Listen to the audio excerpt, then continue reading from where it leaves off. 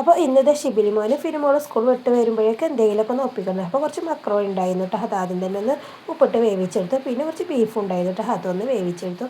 പിന്നെ ഒരു പാനിൽ അത്യാവശ്യം വെളിച്ചെണ്ണ ഒഴിച്ചിട്ട് 2 തക്കാളി 2 പച്ചമുളകും 2 പിന്നെ ഉള്ളിയും കൂടി ഇട്ടുകൊണ്ട് ഒന്ന് വഴറ്റിയെടുത്താൽ കേട്ടോ. പിന്നെ അത് അത്യാവശ്യത്തിന് മഞ്ഞൾപ്പൊടി മുളക് പൊടി പിന്നെ മല്ലിപ്പൊടിയും അത്യാവശ്യത്തിന് ഉപ്പ് ഇട്ടുകൊണ്ട് അതൊന്ന് ചൂടാക്കി എടുക്കുകയാണ് കേട്ടോ.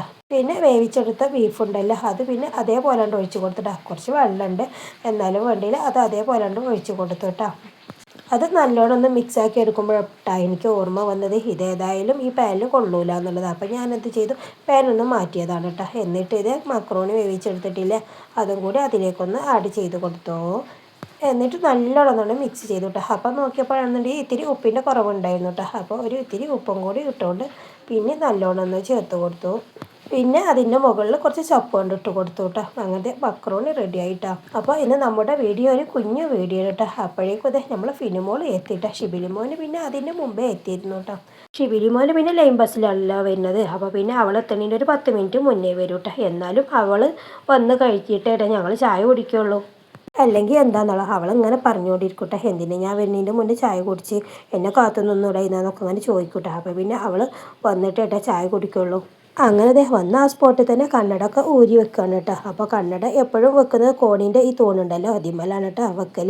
എന്താണെന്ന് വെച്ചിട്ടുണ്ടെങ്കിൽ വേറെ എവിടെയെങ്കിലും വെച്ചിട്ടുണ്ടെന്നുണ്ടെങ്കിൽ അത് പിന്നെ തിരഞ്ഞു നോക്കുമ്പോൾ കാണൂല. അപ്പം ഞാനൊരു സ്ഥലം പറഞ്ഞു കൊടുത്തായിരുന്നു കേട്ടോ, അവിടെ വെച്ചാൽ പിന്നെ എപ്പോഴും ഓർമ്മ ഉണ്ടാവില്ല.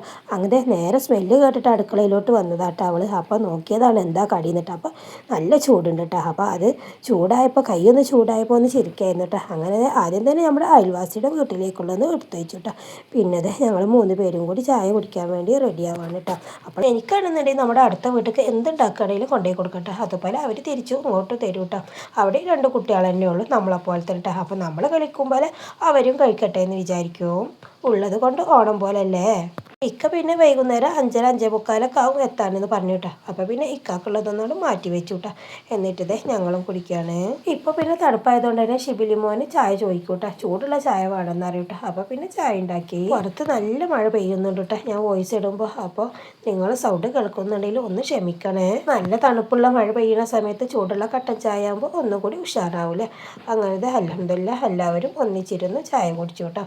അപ്പോൾ ഇതൊക്കെയാണ് നമ്മുടെ ഇന്നത്തെ കുഞ്ഞു വ്ളോഗ്. അപ്പോൾ ഇന്നത്തെ വീഡിയോ ഇഷ്ടപ്പെട്ടാൽ ലൈക്ക് ചെയ്യണേ, സബ്സ്ക്രൈബ് ചെയ്യണേ.